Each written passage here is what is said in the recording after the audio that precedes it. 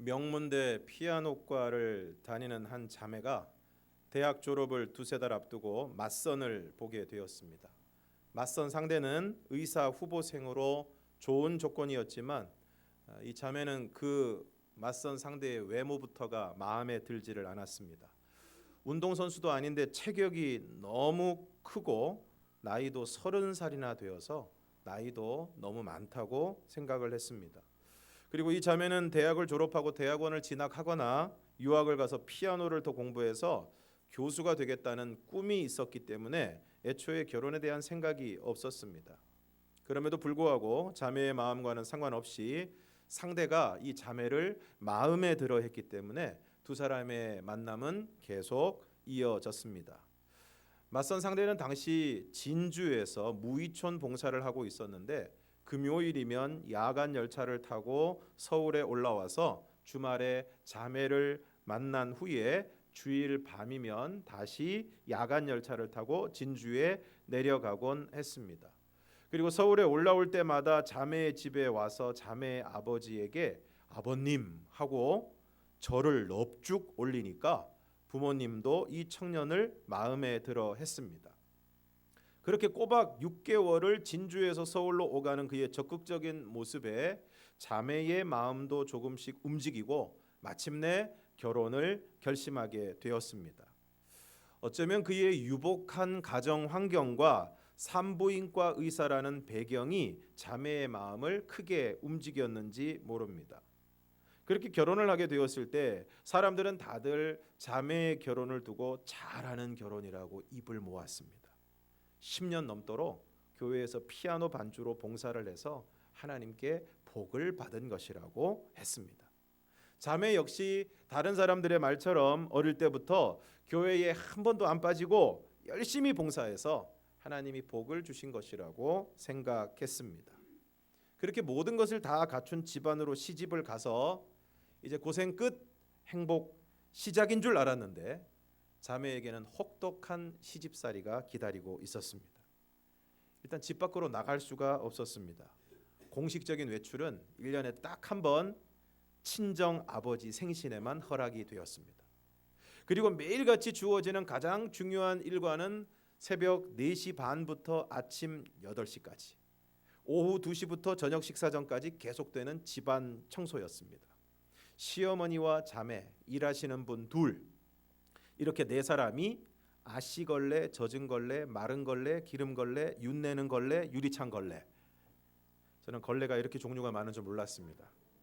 이 걸레를 챙겨 들고 종일 집안 구석구석을 오가며 청소를 했습니다. 이런 거 보면 집이 너무 넓은 것도 좋은 게 아닙니다. 피아노만 치다가 유복한 집안에 시집을 와서 우아한 삶을 꿈꾸었던 자매의 꿈은 산산조각이 나버렸습니다. 시어머니는 걸레에 물기가 많거나 적거나 혹은 깨끗하지 않으면 걸레를 바닥에 집어 던지면서 다시 하라고 야단을 쳤습니다. 그래서 늘 걸레를 힘주어 짜다 보니까 나중에는 손이 부르트고 습진까지 생겼습니다. 그리고 시댁이 아무리 부자이고 남편이 의사여도 시어머니와 남편이 외출하는 것을 싫어했기 때문에 종일 집에만 있다 보니까 남편이 무슨 돈이 필요하냐며 돈을 주지 않았습니다. 자매의 표현을 빌리면 비단 치마 속에 넝마 신세였습니다. 그렇게 사방이 꽉 막힌 환경에서도 자매는 속이 썩어 들어가면서도 교양을 포기할 수가 없어서 겉으로는 전혀 표현하지 않았습니다. 남들이야 어떻게든 남들에게 어떻게든 착한 며느리, 좋은 아내 소리를 듣는 것이 우상이었기 때문에 오히려 겉으로는 맹종에 가까운 순종을 했습니다. 그러다 밤이 되면 그런 자신이 너무 가증스럽고 위선자 같아서 차라리 죽는 게 낫겠다는 생각을 하기도 했습니다. 주일이면 인물 좋은 장로님이신 시아버지와 권사님이신 시어머니 그리고 남편과 함께 교회 앞자리에 앉아 많은 사람의 부러움을 사며 예배를 드렸습니다. 특히 어머님은 교회 가는 일을 거의 우상으로 삼다시피 하신 분이어서 일주일 내내 주일에 교회에 뭘 입고 갈지를 고민을 하셨습니다. 그리고 토요일부터는 온 가족이 대기 상태에 들어가서 주일 아침이면 모두 멋지게 차려입고 교회에 갔습니다. 자매 역시 인정받고 칭찬받는 것을 우상으로 삼았던 사람인지라 꼬박 2년 동안 한복을 곱게 차려입고 교회에 가는 것으로 시부모님의 마음을 기쁘게 해드렸습니다. 우리 헌신 예배 드릴 때 한 번 한복 입는 것도 힘들다, 불편하다, 안 입으면 안 되냐 이런 원성이 자자한데, 이 자매는 무려 꼬박 2년을 비가 오나 눈이 오나 더우나 추우나 한복을 입고 예배를 드렸습니다. 그러던 어느 날 대학에서 함께 공부했던 친한 친구로부터 독일로 떠나게 되었으니 점심이라도 한번 먹자라는 연락이 왔습니다. 그리고 마침 그때 집에 손님이 와 계셔서 용기를 내어서 시어머니에게 말씀을 드리고, 예상대로 체면을 중요하게 여기는 시어머니는 차마 가지 말란 얘기를 못하고 사람이 있으니까 빨리 와라 그러면서 허락을 해주셨습니다. 그런데 워낙 외출을 안 해서 그랬는지 그 친구 만나러 찾아가는 길이 초행길이라 집에서 일찍 나서는데도 거기 찾아가는데 이미 시간을 너무 많이 허비를 해버렸습니다. 그래서 만나서 점심을 먹는 둥 마는 둥 하고 왔는데도 저녁 5시가 되어서야 집에 도착을 했습니다. 그리고 그 일로 온 집안 식구들로부터 야단을 맞고 외면을 당한 이 자매는 드디어 가출을 했습니다. 집을 나와서 친정으로 갔더니 또 친정 아버지가 네가 잘못해서 그런 거다 야단을 치셔서 친정에도 있을 수 없어서 자그마한 기도원으로 가게 되었습니다. 그날 기도원에서 주신 말씀을 읽는데 요한일서 4장 18절 말씀이었습니다. 함께 읽겠습니다. 시작. 사랑 안에 두려움이 없고 온전한 사랑이 두려움을 내쫓나니 두려움에는 형벌이 있음이라. 두려워하는 자는 사랑 안에서 온전히 이루지 못하였느니라. 자매는 모태신앙으로 30년 동안 교회를 다녔지만 성경에 이런 말씀이 있는지조차 몰랐습니다. 이렇게 교회를 오래 다녀도 말씀을 제대로 알지 못하는 사람들이 의외로 많습니다. 그런 자매에게 이 말씀이 임함으로 성령님께서 함께 하시는 회개의 역사가 일어났습니다. 그렇게 자신에게 사랑이 없었음을 알게 되었습니다. 온통 두려움뿐이었습니다. 시어머니에 대한 사랑은 없고 온통 두려움으로 싫은 소리 안 들으려고 눈치를 보면서 섬겼던 자신의 모습을 보게 되었습니다. 자매는 그렇게 말씀으로 자신의 죄를 보면서 깨어지기 시작했습니다. 눈물과 콧물로 뒤범벅이 되어 기도하면서 사랑하지 못했기에 늘 두려워하며 형벌의 삶을 살 수밖에 없었던 자신의 모습을 주님 앞에 고백했습니다. 그리고 마침내 예수 그리스도와의 인격적인 만남을 체험하게 되었습니다. 그리고 자매는 이제껏 예수밖에 모르고 인간적으로 자신을 돌봐주지 않았던 친정 어머니 때문에 고난당한 피해자라는 생각을 해왔었는데, 실은 그렇게 교회에 열심히 그리고 새벽 기도를 드리셨던 신실한 어머니의 기도가 있었기에 고된 시집살이를 통해 주님을 만나게 되었다는 것을 알게 되었습니다.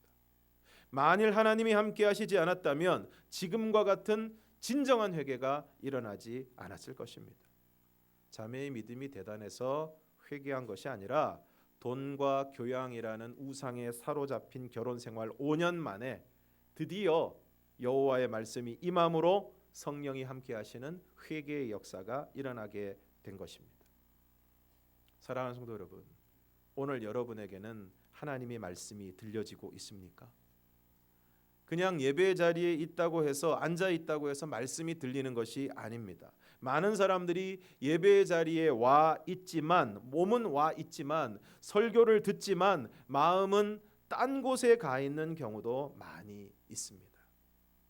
이 자매도 모태신앙으로 결혼 후에 꼬박꼬박 예배를 드렸지만 말씀이 제대로 들리지 않았습니다. 그러나 모진 시집살이의 고난 가운데서 정말 절박하고 간절한 마음으로 말씀을 읽는 가운데 그 말씀이 들려지고 그 말씀을 통하여 진정한 회개의 역사가 이루어지게 된 것입니다.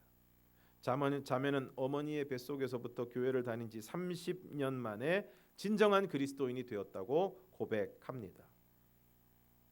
그리고 그 사건 이후로 시부모님과 남편에게 진심을 담은 편지를 쓰고 집으로 돌아오게 되고 분가를 하게 됩니다.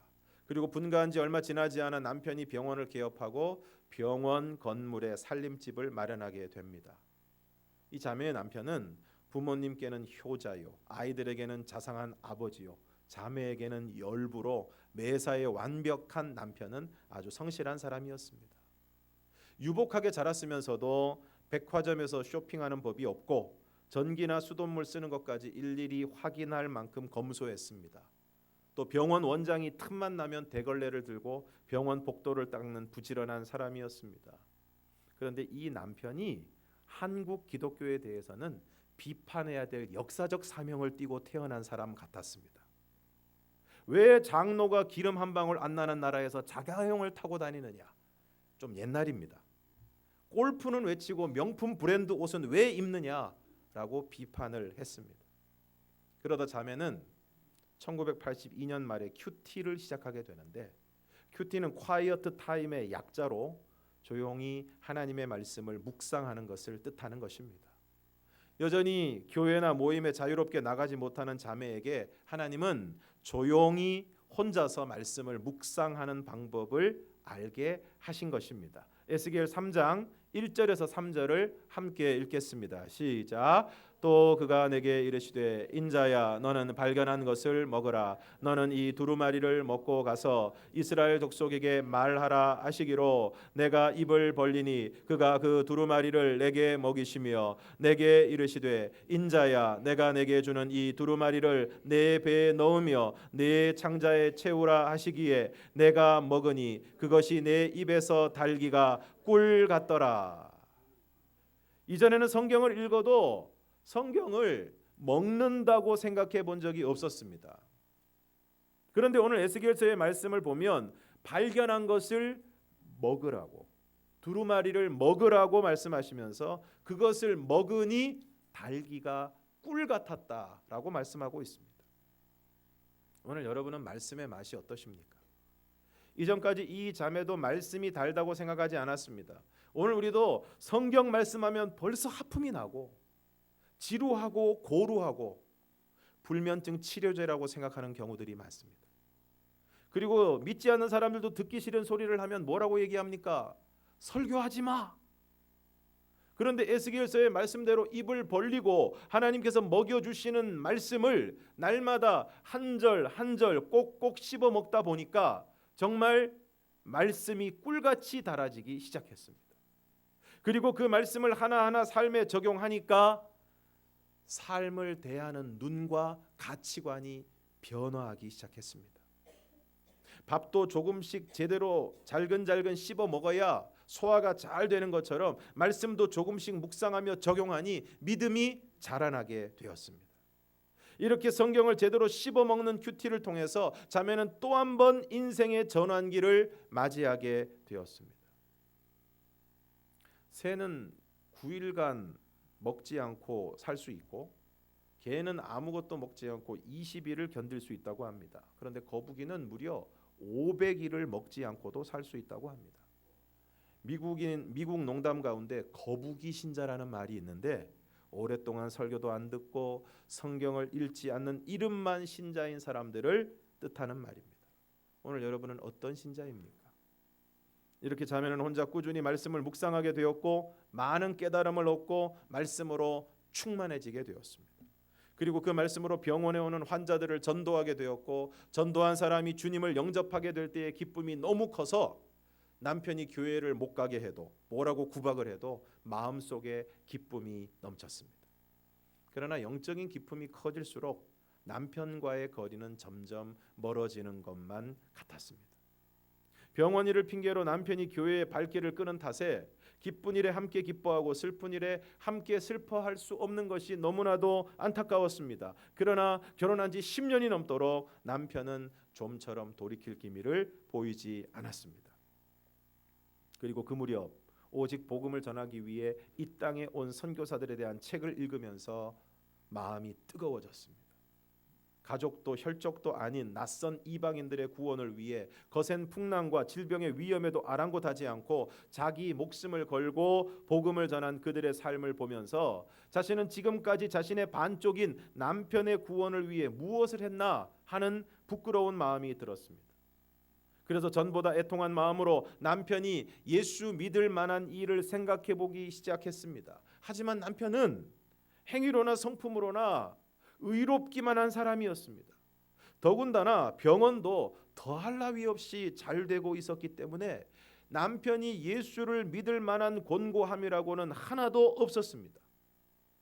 자매는 남편의 구원을 위해 어떤 고난이라도 허락해 달라는 기도를 드리기 시작하면서 예수를 믿게 되는 동기 중에 무엇이 제일 나을지 생각해 보았습니다. 그래서 생각 끝에 내린 결론이 물질적인 고난이었습니다. 병원이 안 되는 것이 제일 좋은 방법 같았습니다. 하지만 차마 자신의 입으로 병원이 안 되게 해달라는 기도를 드리지 못했다고 합니다. 그러던 어느 날 말씀을 묵상하다가 하나님, 저는 지금 죽어도 천국에 갈 자신이 있는데 제 사랑하는 남편이 천국에 가지 못하면 어쩌지요? 주님이 오늘이라도 남편에게 예수 믿을 계기를 허락하셔서 인생이 허무하다는 것을 알게 해주시고 개미처럼 일만 하다 가는 것이 결코 다가 아니라는 것을 깨닫게 해 주옵소서라고 기도하게 되었습니다. 그런데 그날 저녁 병원에서 돌아온 남편이 이렇게 얘기를 하는 것입니다.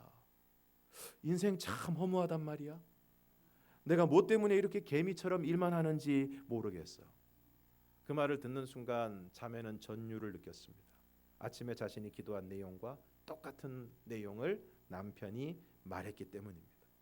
그렇게 하나님이 자신의 기도를 들으신다는 것을 확신한 자매는 그날부터 생명을 걸고 기도하기 시작했습니다. 주님, 저의 생명을 거두어 가셔서라도 남편이 예수 믿게 해주세요. 그러던 어느 날 남편이 퇴근하면 함께 외식을 하기로 했는데 저녁 5시쯤 남편에게서 전화가 왔습니다. 사정이 생겨서 외식을 못할 것 같으니까 아이들 먼저 밥을 먹이라는 것입니다. 그런데 1시간쯤 지나서 이번엔 병원 간호사로부터 전화가 왔습니다. 사모님, 원장님이 이상하세요. 퇴근하려고 나가다가 다시 들어오시더니 지금 원장실에 누워 계시는데 이상하게 혈압이 자꾸 떨어져요. 아무래도 사모님이 와 보셔야 될 것 같아요. 그런데 잠시 후 남편이 전화를 바꾸어서 곧 집에 갈 거니까 오지 말고 집에 있으라고 이야기를 합니다. 자매는 별일이 아니겠거니 했지만 우선은 남편에게 가봐야겠다는 생각이 번뜩 들었습니다.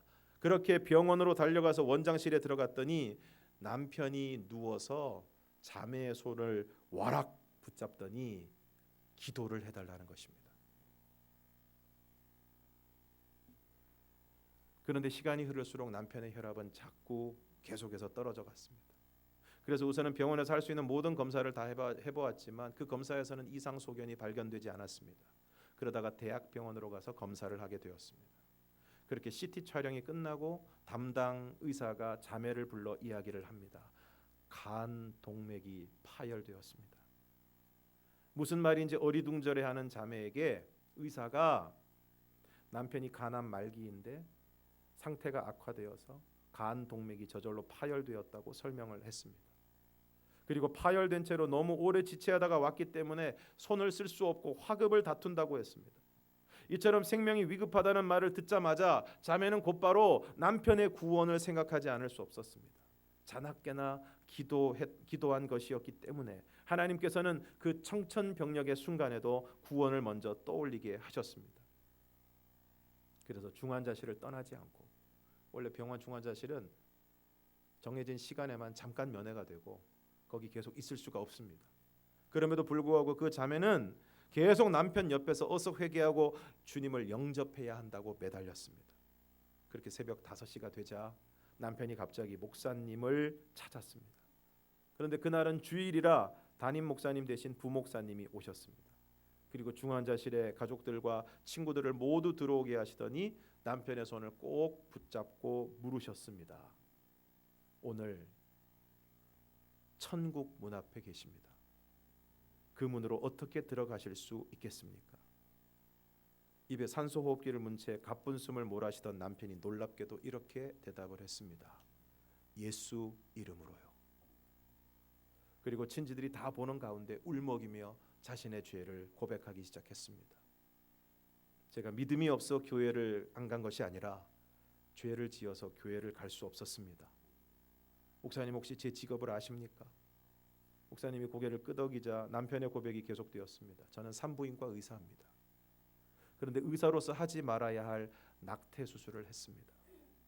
그래서 그 죄 때문에 교회에 나갈 수가 없었습니다. 그 죄 때문에 하나님께 이렇게 매를 맞았습니다. 고쳐주시면 감사하고 고쳐주시지 않아도 할 말 없는 인생입니다. 남편의 고백을 듣고 목사님이 말씀하셨습니다. 우리 가운데 죄 없는 인생이 어디 있겠습니까? 달걀 5개 중에 하나가 썩어도 그 사실을 알면 나머지는 못 먹습니다. 10,000개 중에 1개가 썩어도 알고는 그 달걀로 만든 빵을 못 먹습니다. 내 행위로 천국에 갈 사람은 아무도 없습니다. 내 죄를 위해 죽으신 예수님을 믿기만 하면 우리는 구원을 받고 천국에 가는 것입니다. 이 예수님을 믿으십니까? 목사님이 남편에게 이렇게 묻자 남편은 믿는다라고 대답을 했습니다. 그리고 목사님을 따라 많은 사람이 보는 가운데 영접 기도를 했습니다. 주님, 저는 이제까지 세상이 저의 주인이었습니다. 하나님을 모르는 죄인이었습니다. 이제 나를 위해 죽으신 예수님을 내 인생의 구주로 영접합니다. 그리고 부활하신 주님을 믿습니다. 연약한 인생이오니 불쌍히 여겨 주시옵소서. 바로 남편이 구원을 받는 순간이었습니다. 그리고 오전 10시가 되자 남편은 뇌사 상태에 들어갔고 낮 12시 남편은 하나님의 곁으로 갔습니다. 그렇게 남편을 보내고 자매는 이미 진행하고 있던 큐티 모임을 더욱 확장하여 진행하게 되었습니다. 처음에는 구역에서 이루어지던 큐티 모임이 구역장 모임으로 이어지고 어느새 다른 교회 교인들까지 모임에 참석하게 되었습니다. 또 아들이 고등학생이 되면서 공부보다 우선 말씀으로 아이들을 양육해야겠다는 마음에 매일 아침 6시에 큐티를 하는데 다른 학생들까지 불러서 큐티를 하게 되고 이후에는 고3 아이들과 재수생까지 큐티 모임을 인도하게 됩니다. 그렇게 모임이 점점 확장되어서 자매는 신학을 공부하게 되고 마침내 자신의 집에서 교회를 시작하게 됩니다. 바로 이 교회가 큐티로 유명한 우리들 교회이고 지금까지 말씀드린 이 이야기의 주인공은 우리들 교회 담임 목사님이신 김양재 목사님이십니다. 말씀드린 대로 김양재 목사님 역시 모태 신앙인이었음에도 불구하고 학벌을 추구하고 사람들이 부러워하는 결혼을 추구하고 끊임없이 세상적인 것들을 추구하던 사람이었습니다. 그러나 그러한 추구를 이루기 위해 했던 결혼이 하루 종일 걸레질을 해야 하는 혹독한 시집살이로 다가오면서 그 고난 가운데서 하나님의 말씀을 통해 진정한 회개의 역사가 일어나게 되고 그럼에도 계속되는 남편의 핍박 속에서 정말 절박한 마음으로 말씀을 붙들고 그 말씀을 씹어먹는 큐티를 하게 됩니다. 그리고 그 누구보다 남편의 구원을 위해 간절하게 기도하게 됩니다. 그리고 다가온 남편의 갑작스러운 죽음 앞에서 그 무엇보다 남편의 구원을 위해 눈물로 기도하는 가운데 마침내 남편이 구원받는 역사가 이루어지게 되고 그 경험을 통해 그 무엇보다 중요한 것은 한 영혼이 구원받는 것임을 절감하고 말씀 묵상을 통한 영혼 구원 사역에 더욱 매진하게 되었습니다. 사랑하는 성도 여러분, 오늘 여러분에게는 말씀이 들리고 있습니까? 처음 전임 사역을 나갔던 교회에서 어린이집 차량 운행을 했습니다. 어린이집 차량 운행을 하는 시간이 극동방송에서 설교가 방송되던 시간인데 평소에는 그 말씀이 잘 들리지 않습니다. 운전도 해야 되고 뒤에서 아이들도 떠들고 해서 설교가 잘 들리지 않습니다. 그런데 그 설교가 잘 들리는 날이 있습니다. 간밤에 아내와 싸웠다든가 아니면 전날 담임 목사님에게 야단을 맞았다든가 하면 그날은 희한하게 설교 말씀이 잘 들리는 것입니다. 잘 들릴 뿐 아니라 전부 나에게 하시는 말씀처럼 들리는 것입니다. 이처럼 고난과 환난이 우리로 하여금 하나님의 말씀을 잘 들리게 합니다. 이처럼 오늘 저와 여러분에게 하나님의 말씀이 잘 들리게 되기를 바랍니다. 그래서 그 말씀을 통해 나 자신을 돌아보게 되고 나의 인생을 보게 되고 내 죄를 보게 되어서 진정한 회개의 역사가 일어나게 되기를 바랍니다. 회개는 인간이 느끼는 최고의 감정이라고 했습니다. 진정한 회개가 이루어지지 않으면 진정한 구원의 자리에 이르지 못하는 것입니다. 앞서 보았던 것처럼 김양재 목사님이 시댁 식구들과 함께 그저 우아하게 교회를 다닐 수 있지만 진정한 구원의 자리에 이르지 못하는 안타까운 모습처럼 오늘 우리도 얼마든지 그럴 수 있다는 것입니다. 오늘 우리의 신앙생활이 그리고 교회 공동체 안에서의 서로의 관계가 무척이나 피상적입니다. 그야말로 수박 겉핥기와 같은 모습으로 살아가고 있습니다. 겉으로는 괜찮은 신앙생활을 하고 있는 것처럼 보이지만 과연 말씀이 들리고 그 말씀을 깊이 묵상함으로 진정한 회개를 이루고 변화된 삶을 살아가고 있는지 우리의 모습을 돌아보아야 할 것입니다.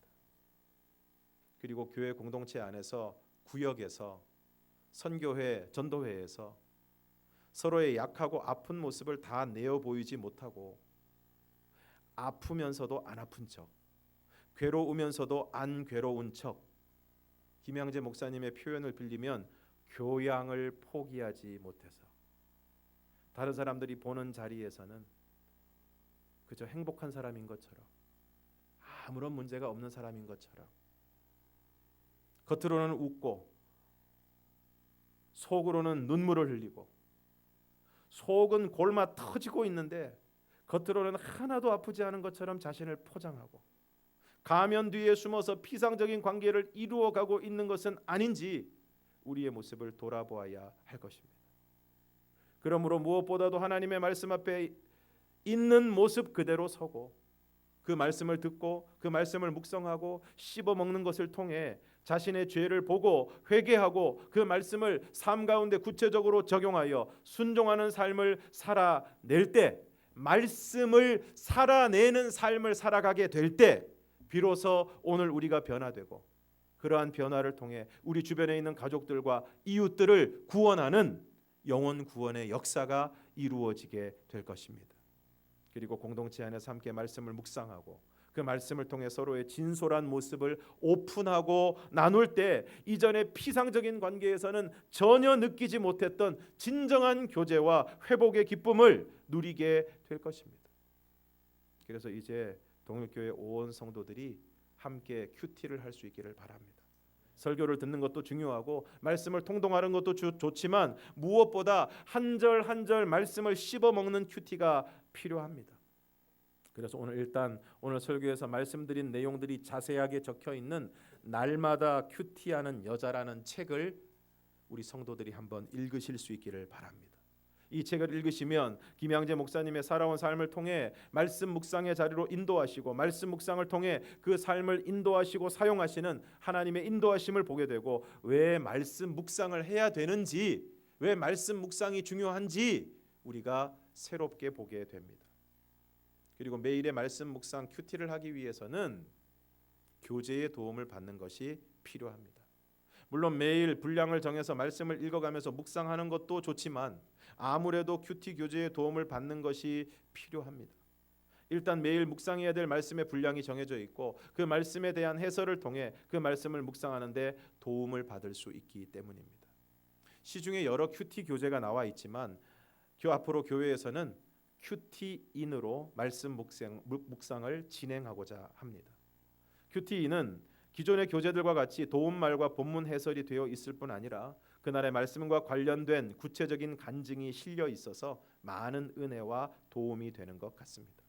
이제 6월이 지나고 7월부터 많은 성도들이 큐티를 시작하실 수 있기를 바라고 주일에 교회에 나오는 것이 전부라고 생각했던 신앙에서 이제는 매일매일 하나님의 말씀을 묵상하고 그 말씀을 통해서 자신의 죄를 회개함으로 더욱 거룩한 삶으로 나아가고 매일매일 주시는 말씀으로 자신의 삶을 해석하고 또 그 말씀을 삶 가운데 적용하여 행하고 순종하는 삶을 통해서 정말 하나님의 말씀이 우리의 삶 가운데 살아 역사하는 신앙이 되시기를 바랍니다.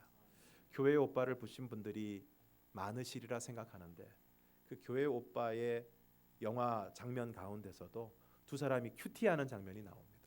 두 사람이 말씀 묵상을 하고 그 말씀 묵상을 서로 나누는 장면이 나옵니다. 그때 그 부부가 사용하는 교재도 바로 큐티인이라는 교재입니다. 그 교재, 그 그 교제를 통해서 말씀 묵상을 하면서 정말 보통 사람으로는 도무지 견딜 수 없는 그 고난의 때를 말씀을 통해서 이겨나가는 모습을 우리는 영화를 통해서 감동적으로 보았습니다. 오늘 우리 많은 신앙생활하고 오랫동안 신앙생활을 했지만 여러분 스스로를 생각하기에 내 믿음이 너무 허약하다 그런 생각하지 않으십니까? 내 믿음이 너무 약하다 그런 생각하고 있지 않으십니까? 내가 과연 구원의 확신이 있는가? 예수 그리스도를 인격적으로 만났는가? 정말 오늘 하나님이 부르셔도 천국에 갈 확신이 나에게 있는가? 여러분에게 한번 질문해 보시기 바랍니다. 만약 그렇지 못하다면 왜 그런가? 한번 생각해 보시기 바랍니다. 교회는 다녔지만 습관적으로 예배는 드렸지만 정말 말씀을 내 안에 묵상함으로 그 말씀이 나의 삶과 신앙을 든든히 붙들어주는 그러한 역사가 오늘 우리에게 너무나 부족하다는 것을 깨닫게 됩니다.